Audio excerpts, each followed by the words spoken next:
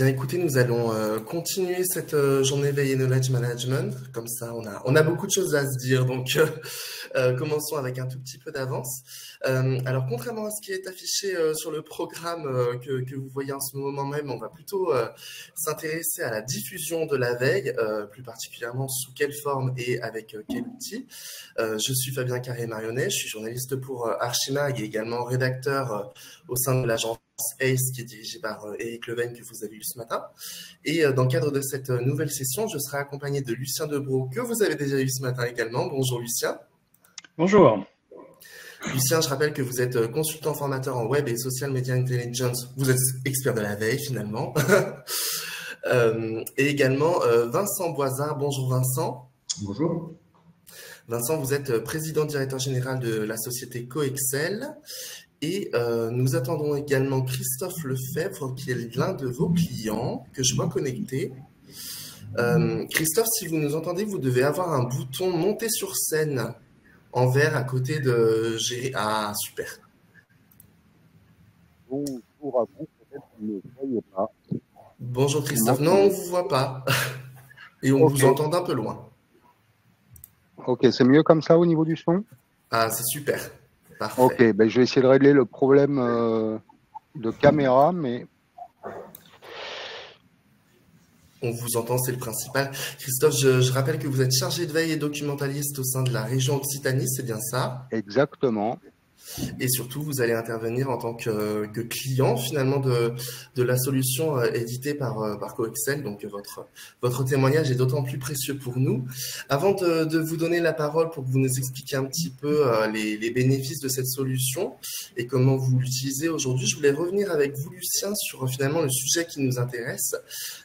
Dans un premier temps, est-ce que vous pouvez nous expliquer comment intégrer la veille au flux de travail des professionnels ? Avec plaisir. Donc, déjà, merci beaucoup de m'accueillir. J'aurai sans doute pas le temps de faire ça de A à Z, mais c'est un point sur lequel j'insiste énormément auprès des étudiants. J'interviens sur 3 masters, en communication, l'autre en veille, l'autre en analyse des données. Et pour moi, quand je reviens un tout petit peu en arrière sur ce que j'ai pu faire par le passé, l'une des grandes surprises dans mon métier de veilleur analyste a été le facteur humain. Et le facteur de l'intégration du livrable. Et ce matin, c'est très intéressant parce qu'on était normalement sur un autre sujet, mais au final, ce que Valérie avait qualifié de consommation du livrable est revenu sur scène. On l'a vu aussi avec Christelle, donc cette notion de la consommation et de l'intégration en quelque sorte du livrable, quelle que soit sa forme, son intégration dans le flux de travail est extrêmement important. Donc pour moi, ça commence d'abord par la planification du sujet. Nous avons sur la veille parfois une juniorisation de la veille ou en quelque sorte une mise à l'écart parce qu'il y a un aspect technique où on se dit on va d'abord prendre commande en tant que décideur ou en tant que communicant dans le livrable de veille et ensuite pas le transmettre à la personne technicienne, technicien, documentaliste qui va ensuite travailler sur le livrable qui va évidemment répondre à tous les besoins initiaux. Alors, c'est pas ce qu'il faut faire, a priori. Ce qu'il faut faire, c'est associer les personnes qui vont bénéficier au plus tôt possible. Évidemment, parfois, c'est difficile. Vous pouvez avoir une newsletter, un dashboard qui va s'adresser à une centaine de personnes. Donc, les associer à ce processus de conception est parfois difficile, mais en tout cas, il faut y penser dès le départ. Il faut avoir ce temps de brief, de rebrief, d'échange, de qualification, et avoir en tête qu'il s'agit d'abord d'un produit de consommation. Je reprends du coup les mots de Valérie, je parle beaucoup de l'expérience utilisateur, s'imaginer à quel moment les personnes consultent ces enseignements. A priori, c'est un livrable qui devrait orienter une prise de décision, qu'elle soit immédiate ou qu'elle soit sur le plus long terme, mais avoir ça en tête lorsqu'on conçoit ce livrable-là. Alors que, dans la réalité, encore trop de fois, on se concentre sur quelles données il faut intégrer, quelle plateforme, sur quel sujet on doit se concentrer. Ça, c'est très important, mais ça ne devrait pas du tout éviter la question de la consommation et des modes de consommation. Et pour changer ce paradigme, du coup, à quelle partie prenante il faut penser? Qui intervient à quel moment finalement? Je reviens du coup sur des expériences que je pense beaucoup parmi nous ont pu vivre. si vous vous placez du côté de la personne qui conçoit et rédige le livrable, vous le présentez et tout d'un coup, vous découvrez tout un tas de gens avec qui vous n'avez jamais échangé lors de la conception du livrable et qui ont, eux, une certaine lecture, une certaine mode de consommation du livrable. Donc, il y a différents rôles qui interviennent. Nous avons tout d'abord, donc si je me place du côté prestataire que je suis, formateur par ailleurs, mais je suis essentiellement prestataire, j'ai en face de moi un commanditaire. Cette personne-là, elle a été mandatée de faire fabriquer un livrable. Peut-être c'est même pas cette personne-là qui va le lire, mais c'est sa mission, lui dire j'ai pas le temps, occupe-toi de la réalisation, tu as briefé un expert, une experte là-dessus. Donc le commanditaire. On a le décisionnaire ou la décisionnaire, souvent au pluriel de toute façon, qui normalement devrait prendre une décision, court terme ou à long terme, sur la base du livrable. Est-ce que cette personne-là, elle est associée à la conception du livrable? Pas sûr.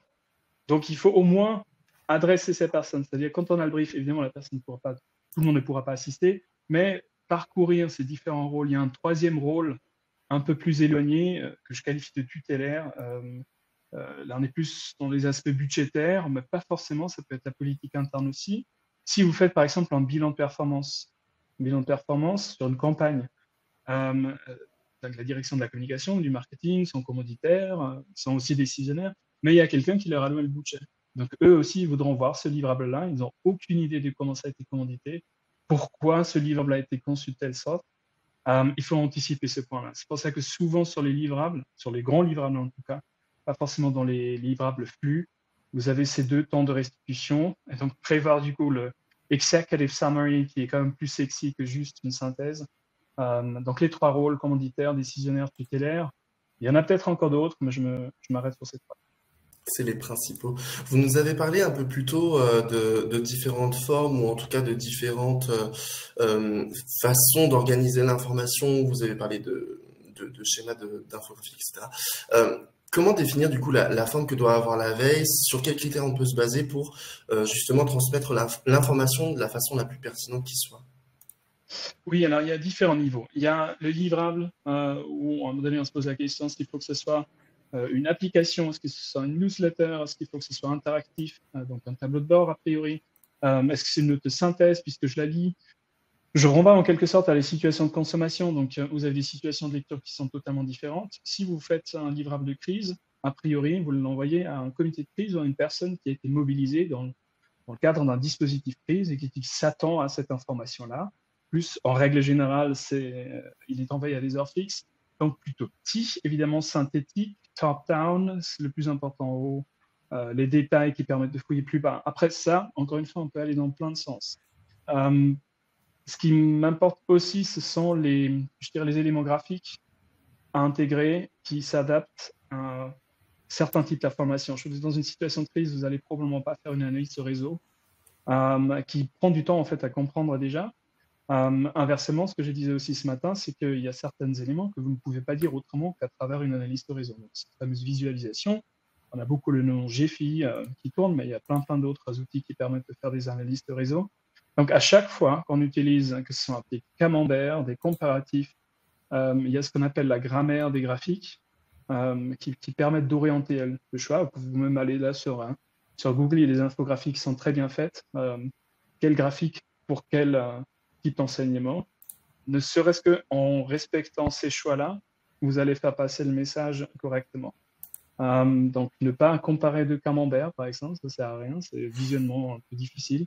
Il y a 2-3 astuces comme ça où vous trouvez une hiérarchie ou ce qu'on appelle la grammaire des graphiques pour mieux faire passer des messages.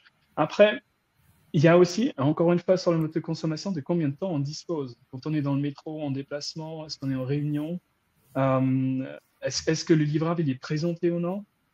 Souvent, ces questions reviennent lorsqu'on présente le livrable si on n'a pas traité auparavant. Ça montre qu'on n'a pas pensé jusqu'au bout la question de l'expérience utilisateur. Donc, les fameux slides PowerPoint qui se remplissent de texte présentés en live, il y a un problème. Ce n'est pas fait pour ça, ce n'est pas le mode de lecture.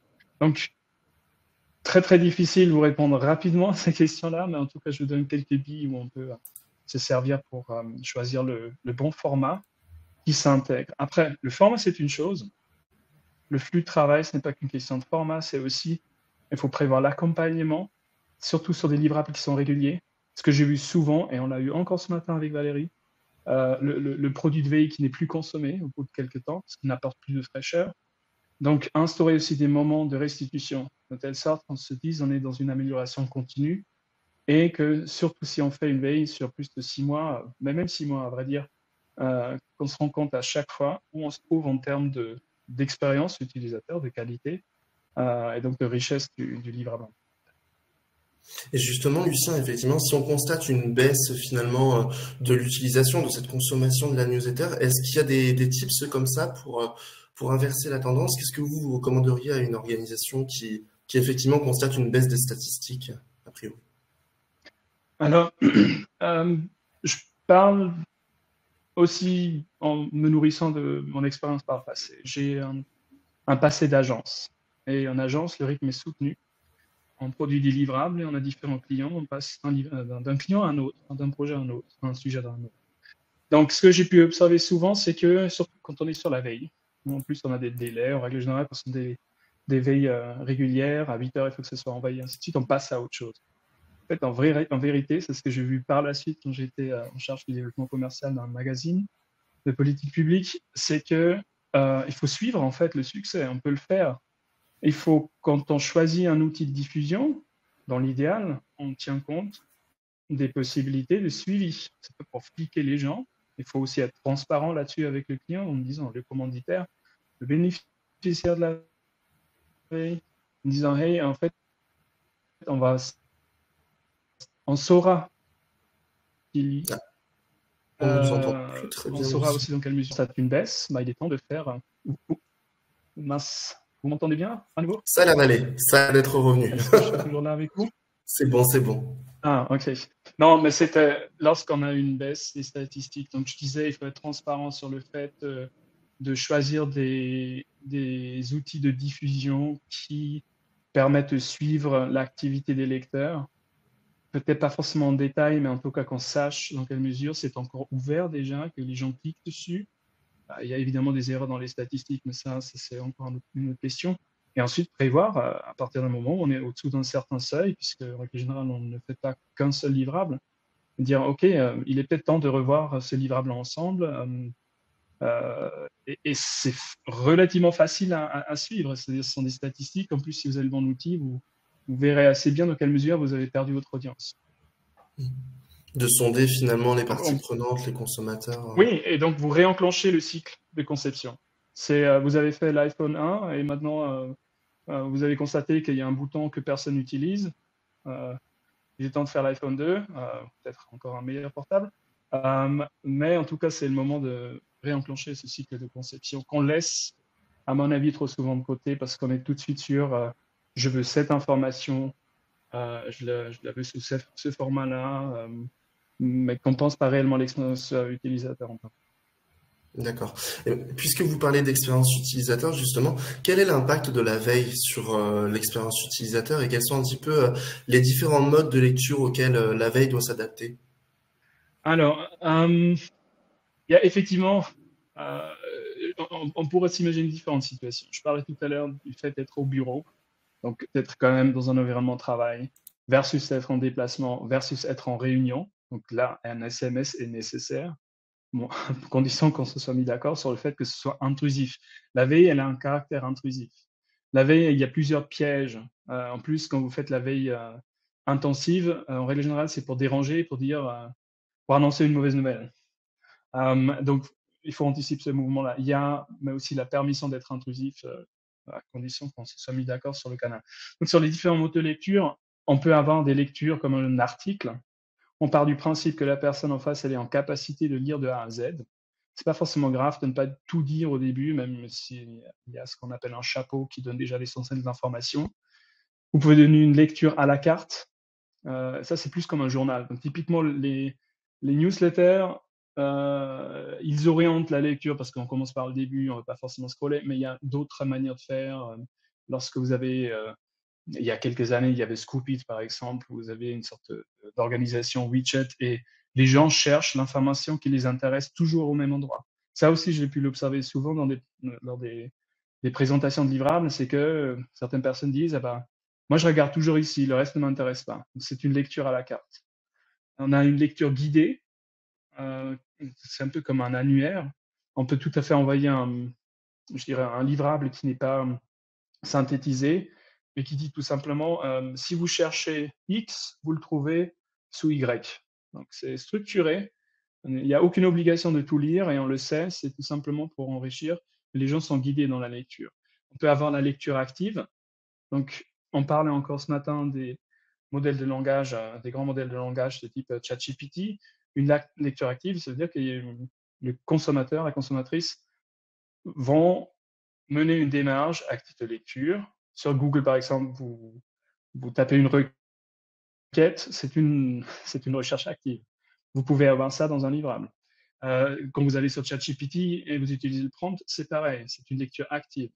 Quand vous transmettez un Excel, ça m'est arrivé d'avoir des clients qui disaient bah, donnez-moi un Excel, je m'en fiche, je lis, c'est comme ça que je lis mes informations, donc bah, l'activité consiste à filtrer.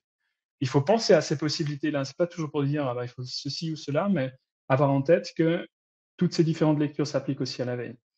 La dernière que j'ai en tête, une lecture guidée, comme dans une présentation. Donc là, je reviens sur les slides à texte, qui ne devraient pas être si texte que ça, parce que l'idée d'une présentation, c'est de clarifier, de profiter du temps humain qu'on a pour laisser de côté tout ce que les consommateurs et consommatrices du livrable peuvent faire par leurs propres moyens. Donc vraiment mettre l'accent là-dessus, pas paraphraser les choses qu'ils vont pouvoir découvrir par eux-mêmes. Donc on peut catégoriser l'ensemble de ces mots-lecture en lecture statique. Donc le livrable, il est statique, il ne bouge pas. Il peut y avoir des livrables dynamiques. Donc il y a une animation, mais le lecteur ou la lectrice ne l'oriente pas dans un sens ou un autre, ou alors on a l'interactivité. Là, on est sur le tableau de bord. Donc il faut de l'interactivité, sinon la personne ne peut pas réellement profiter du livrable. Évidemment, les tableaux blancs, c'est difficile. C'est difficile parce que, surtout en règle générale, on fait un tableau de bord pour un ensemble de consommateurs ou de commanditaires assez important. Donc il faut les accompagner dans les fonctionnalités. C'est pas toujours clair pour tout le monde. On peut se perdre aussi, on peut faire des erreurs lorsqu'on est sur un tableau de bord. On peut se dire, bah, je trouve jamais rien. Ah oui, c'est normal, vous n'avez pas utilisé la bonne fonctionnalité. Donc, il y a différentes complexités. Le plus simple, évidemment, c'est le statique de type newsletter. Du haut en bas, le plus important en haut, un code couleur avec le moins de couleurs possible, le moins de structuration possible. Est-ce que ça fait passer un message, comment dirais-je, un peu plus complexe? Ça, c'est une autre question. Donc, on a le choix, en fait. On a vraiment le choix, statique, dynamique, interactif, lecture, article, journal, annuaire, Google ChatGPT, présentation. Le champ est large, mais pour boucler la boucle, revenir sur la question de départ, c'est au tout début de se poser ces questions-là, quitte à la faire évoluer. On ne sait jamais, on ne peut jamais tout imaginer auparavant. C'est pour ça qu'on a un iPhone, je ne sais pas combien on est maintenant, 20, 25, j'en sais rien. Il y a plusieurs iPhones, ce n'est pas juste parce qu'il y a une évolution technologique, c'est parce qu'on a appris avec les usages. Et pour les livrables, normalement, on prévoit des cycles de vie qu'on coupe en séquences, par exemple par trimestre ou par semestre, en fonction de la disponibilité des parties prenantes impliquées. Et comme ça devient réellement un produit qui a une vocation au long terme. Et une fois qu'on a ce produit, justement, qu'on estime être le plus beau, le plus efficace possible, quels sont un petit peu les KPI sur lesquels on peut se pencher pour évaluer la pertinence finalement de cette veille qu'on partage? Alors, il y a KPI, ça veut dire métrique, donc indicateur, Oui. indicateur quantitatif ou qualitatif. Sur le quantitatif, évidemment, c'est le taux de lecture. Je reviens sur mon passé de développeur commercial du magazine. J'avais le taux de lecture, j'avais le taux d'interaction, j'avais la thématique. Donc, si vous avez plusieurs sections, y a-t-il une section qui prend le dessus? Je pense que les développeurs web, ils savent très bien. Si je parle de heat maps sur les pages web, les sites web, on sait qui clique où. Ce sont ce genre d'éléments qu'on peut avoir. Après, le qualitatif, il est beaucoup plus difficile. Au final, ce qui compte, c'est que la personne ou les personnes concernées par le livrable puissent mieux prendre leurs décisions, prendre de meilleures décisions. Maintenant, je vous renvoie à la question, quand vous évaluez la pertinence des décisions, c'est pas toujours évident, d'autant plus que en phase de conception, les commanditaires ne sont pas toujours conscients à 100% des décisions qu'ils prendront différemment. Et là, mais les interroger, d'avoir un échange, justement, lorsqu'on fait le point un peu sur le livrable, en fait, ça vous a permis de faire quoi différemment? Poser cette question-là, ça donnera un indicateur qualitatif riche, a priori. Ok. Merci Lucien. Vincent, je me tourne vers vous. Peut-être, déjà, est-ce que vous êtes d'accord avec toutes les préconisations, tous les conseils donnés par Lucien? Est-ce que vous voulez compléter un petit peu avec vous aussi votre expertise du terrain pendant que je partage votre support? On ne vous entend pas par contre, le micro est désactivé.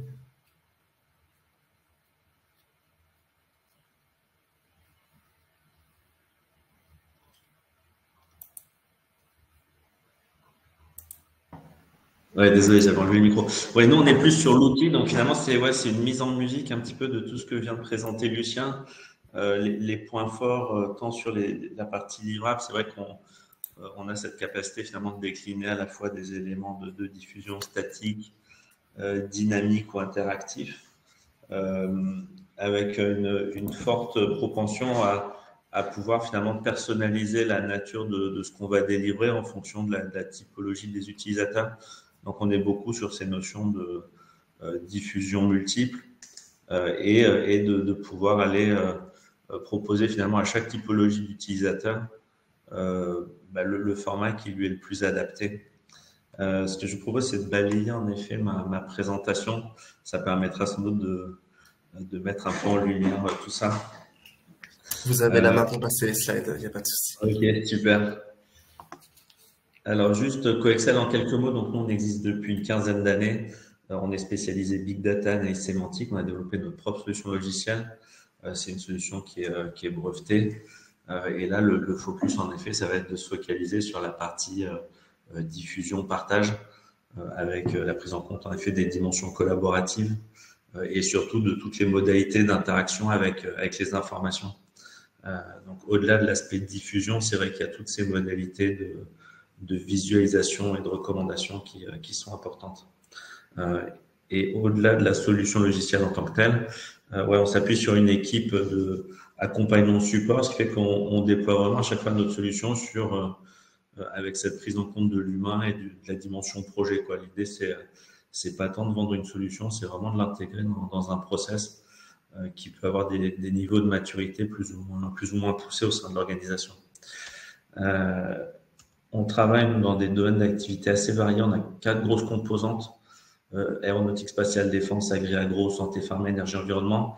Mais notre solution, elle est vraiment appliquée à tout domaine d'activité, avec un focus plutôt orienté innovation, industrie, gestion d'information comme ça à fort caractère stratégique, dans des contextes où finalement l'information a un poids important. On travaille pour des grands groupes, des PME, des startups, des académiques, des institutionnels. Donc, notre solution a cette capacité finalement de se dimensionner vraiment aux besoins du client.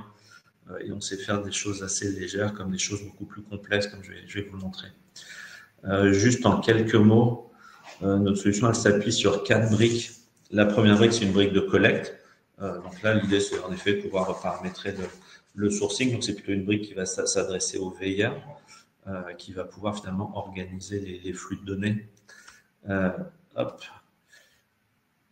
Une restitution sous forme d'une interface web, application smartphone. Et là, on se rend compte que à l'usage, c'est surtout des utilisateurs ou des experts dans l'organisation qui vont aller accéder comme ça à l'interface pour pouvoir générer des livrables. Et c'est ce que j'évoquais un peu, ces niveaux d'utilisation qu'on va pouvoir personnaliser sur l'interface. Le troisième niveau, c'est vraiment tout ce qui est diffusion. Donc, je vais revenir sur cet aspect de diffusion, mais en grosso modo, on va pouvoir paramétrer des alertes en tout automatique. Cette notion d'alerte, elle est intéressante parce qu'elle permet finalement à tout un chacun dans l'organisation de paramétrer ses propres besoins. La diffusion newsletter, où là, on est plutôt en effet sur une diffusion plus large.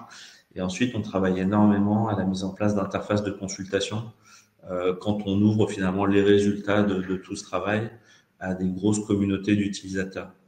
Donc finalement, sur la base de ces livrables, on va pouvoir adresser des besoins qui sont assez variés. Et le dernier niveau, où là, on rentre plutôt sur les dimensions en effet interactives et dynamiques avec les tableaux de bord, la possibilité de structurer les données sur la base de thésaurus, visualisation de mind mapping, visualisation cartographique. Là, sur la partie diffusion, j'ai détaillé un peu les différentes typologies de diffusion en partant finalement du plus simple, c'est-à-dire l'export, jusqu'à des choses beaucoup plus compliquées, beaucoup plus dynamiques et interactives.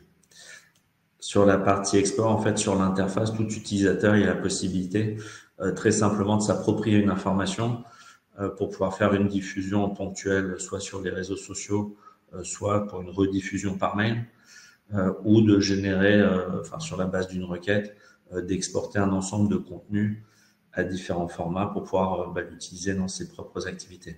Ça, c'est vraiment le premier niveau, c'est j'ai accès à un corpus documentaire, j'identifie les informations pertinentes, je les exporte. On a accès à l'ensemble de ces données via une application smartphone.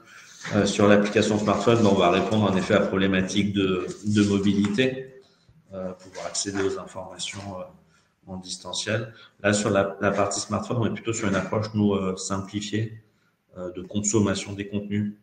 Mais néanmoins, comme chaque utilisateur peut personnaliser son plan de veille, personnaliser ses filtres, il peut accéder comme ça à des données qui l'intéressent. Et on utilise aussi finalement le smartphone pour des modalités de collecte de données, utiliser les fonctionnalités photo de l'appareil, etc. Quand on va un peu plus loin sur l'automatisation, on va aller sur des logiques d'alerte. Donc l'utilisateur, il va pouvoir structurer son plan de veille personnel. Alors l'utilisateur ou le veilleur, dans ce cas-là, c'est le veilleur qui organise un plan de veille, qui va le partager avec des communautés d'utilisateurs. On va aller sur des approches de soit sélection multiple d'informations pour alimenter son plan de veille, soit la mise en place de filtres. Et à ce moment-là, le système peut fonctionner, on va dire, dans tout automatique, c'est-à-dire j'automatise ma collecte à 100%, je mets en place des filtres plus ou moins poussés qui répondent aux besoins de monsieur Intel, etc., etc. Et chacun reçoit son alerte. Ça peut être fait par le veilleur ou bien si on donne l'accès à la plateforme aux utilisateurs, chacun peut se paramétrer ses alertes. On a ensuite en effet le format plutôt newsletter. Là, on est plutôt sur des problématiques de communication assez larges. Donc, pareil, il y a tout un tas de modalités d'utilisation du newsletter. On peut être sur la diffusion manuelle ou automatique. On peut réfléchir à la mise en place de workflow de validation. Donc ça rebondit un peu sur le point qu'évoquait Lucien de caler la solution sur la façon dont l'organisation a l'habitude de travailler et d'intégrer finalement de l'humain tout au long du process. On peut imaginer d'avoir quelqu'un qui est en charge du sourcing, qui ouvre la plateforme à un ensemble d'utilisateurs en charge de newsletter, mais que les modalités de validation des contenus de cette newsletter soient finalement reportées sur des experts et finalement s'appuyer sur les expertises des uns des autres pour sélectionner les données les plus pertinentes. Là, sur la partie newsletter, nous, on est tout en diffusion illimitée, c'est-à-dire qu'il n'y a pas de critères financiers sur le nombre de destinataires, nombre de newsletters. On va pouvoir personnaliser les éléments visuels, personnaliser les paramètres de diffusion, et puis bien sûr, on retombe sur ce que vous évoquiez en termes de suivi. On va avoir ensuite des éléments statistiques sur l'ouverture, la consultation, etc. Voilà, tout ça, on va dire, c'est un peu le classique de ce qu'on peut décliner en termes de livrables statiques, avec quand même cette petite partie de personnalisation, c'est-à-dire que se dire que tout un chacun peut aller sur le paramétrage de son alerte personnelle. On a ensuite tout ce qui est dimension tableau de bord. Là, sur les tableaux de bord, c'est pareil, c'est des éléments qui sont entièrement personnalisables par l'utilisateur. Ça, c'est un module qu'on a par défaut sur l'interface qui permet finalement sur la base de son plan de veille, d'avoir un suivi des principaux concepts, des principales tendances, de l'évolution de la volumétrie. Et puis surtout, l'ensemble de ces paramètres sont dynamiques, c'est-à-dire qu'en fonction de mots-clés de recherche ou bien de ce qu'on clique sur le tableau de bord, on va pouvoir aller sur différents aspects et cibler plus ou moins certains types de contenus. Quand on va ensuite sur des choses encore un peu plus interactives, on va utiliser finalement des briques. On va aller sur l'enrichissement des données avec des métadonnées de type tag. Donc l'affectation de tag, nous sur les informations, elle se fait même principe, soit manuellement, soit entièrement automatiquement. Quand on a des clients qui finalement s'approprient bien cette notion d'enrichissement des données avec des tags, très vite ils vont aller sur des logiques de thésaurus. Donc ça peut être à la fois sur des problématiques techno, où à ce moment-là on peut charger des thésaurus existants, soit mettre en place ses propres thésaurus, c'est-à-dire sa propre vision. Là, souvent les clients ils vont sur des structurations autour de les principaux marchés, principaux acteurs, principales techno, etc. Sur l'interface, on a aussi tout un module d'extraction d'entités nommées, ce qui fait que quand on a quelques documents ou une masse de documents, en quelques clics, on peut avoir une vision comme ça un peu des termes, de l'occurrence des termes. Donc ça va être extraction de concepts et sur la partie entité nommée, les noms de personnes, de lieux, de sociétés. C'est cette même brique ensuite qu'on utilise sur la visualisation cartographique, c'est-à-dire qu'on a mis en place un algo où on va extraire les entités nommées de lieux, géolocaliser et restituer finalement le fond documentaire avec cette information de données géographiques.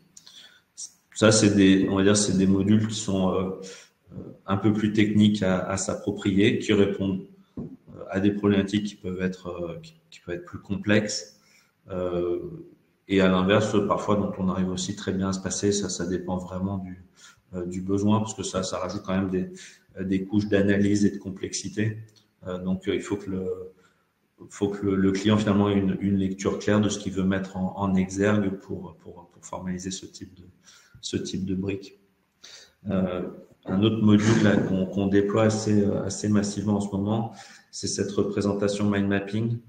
Là, dans l'exemple, le cas d'usage sur lequel, qui est présenté, on est allé télécharger des projets européens, donc 15 000 projets européens qui ont été tagués de façon automatique sur les déposants, les pays, les technologies.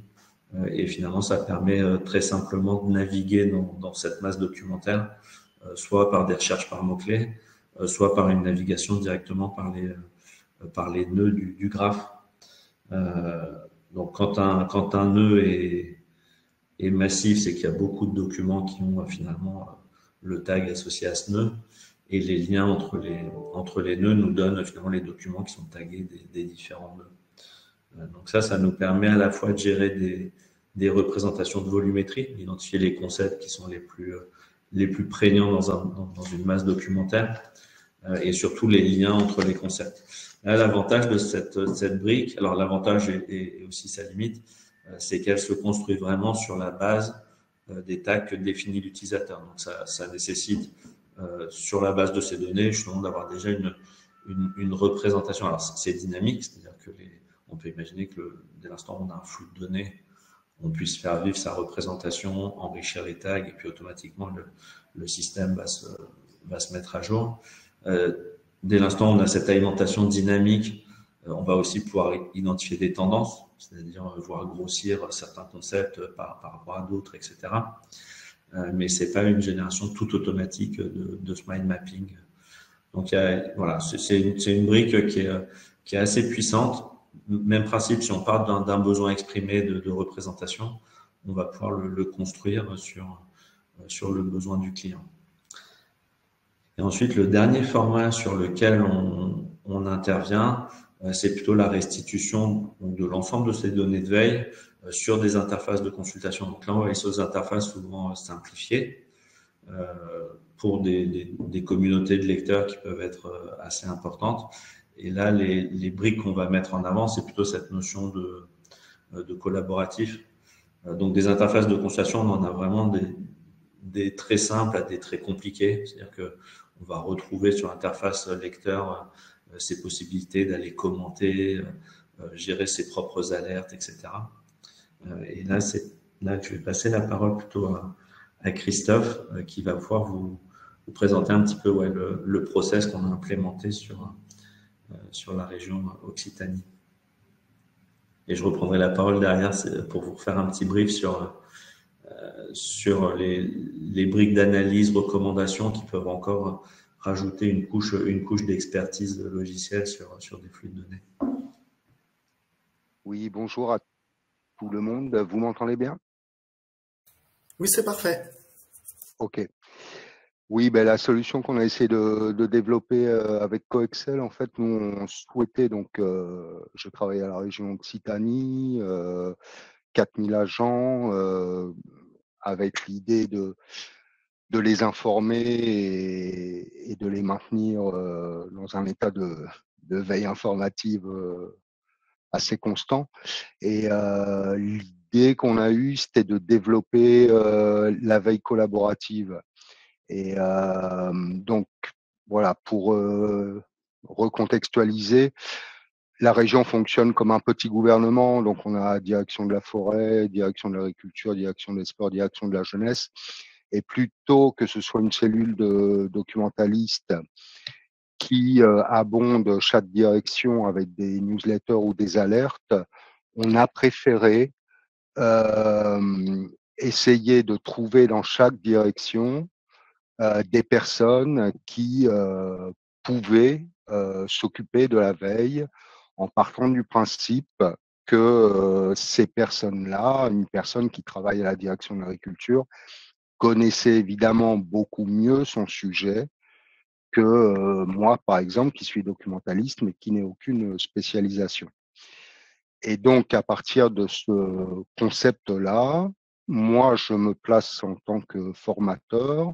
Donc, si à la direction de l'agriculture, je trouve une personne volontaire pour assurer la veille, je vais la former sur le logiciel MyTweep. La prise en main sera assez facile et en 1 heure ou 2, la personne concernée sera en capacité de générer ses propres newsletters, voire de générer des alertes. Et donc, voilà, l'idée pour nous, c'était de fonctionner de cette façon-là, de trouver dans chacune des directions des personnes susceptibles d'assurer la veille de leur secteur. Moi, je me place en formateur, puis en soutien ensuite, dès que les veilleurs ou les veilleuses ont un petit problème technique. Et puis, je le relais de Coexcel lorsque moi-même, je ne suis pas en capacité de les dépanner. Voilà, je ne sais pas si j'ai répondu à peu près à votre question ou pas. Dites-moi. Ouais, c'est parfait. En plus de tout, enfin, donc là sur le slide, vous voyez, ouais, ça c'est un peu le périmètre de ce que vient d'expliquer Christophe. Et finalement, tous ces livrables qui sont générés, alors ça fait maintenant un petit moment que ça tourne, on a une restitution qui se fait finalement via 2 interfaces.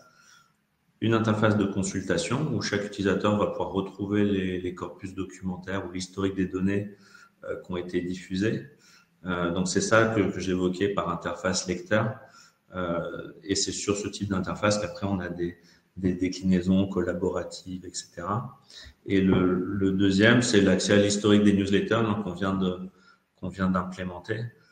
Pareil pour rester sur tiens, j'ai vu une information dans une newsletter passée et retrouver vraiment l'ensemble voilà, de l'historique des newsletters qui ont déjà été diffusés.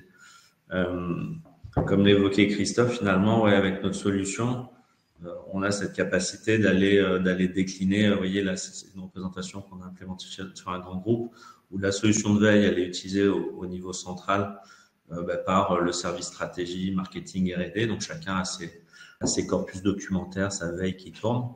En amont, histoire de mutualiser finalement la typologie des données collectées. Donc ça peut être cloisonné ou collectif, c'est-à-dire qu'on peut imaginer qu'une personne du marketing est veilleur dans son espace marketing, mais peut aller être utilisateur simple dans l'espace du voisin. Mais plus simplement, on a mis en place un data lake en amont, c'est-à-dire tout ce qui est collecté va être disponible dans une espèce de grosse base de connaissances. Et tout ce qui est comme ça, ensuite validé, diffusé enrichi par les différents services et ouvert en consultation via le knowledge base là à l'ensemble des collaborateurs. Donc avec cette organisation, on va dire multi-thématique, multi-espace, multi-utilisateur, multi-rôle, on va pouvoir aller structurer des choses comme ça assez riches, quoi. Alors, je vois que le timing est un peu court. J'avais prévu aussi de vous parler brièvement de ce qu'on fait sur la partie IA. Je sais pas On si a 5 minutes encore, Vincent. Ok, allez, 5 minutes. Challenge accepté.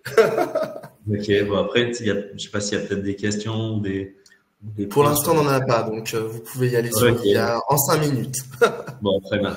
Ouais, donc ça, c'est une petite représentation de ce que je viens d'évoquer, c'est la possibilité de partager des contenus, de mettre en place des workflows, de gérer des espaces jusqu'à cette interface, ces interfaces de consultation.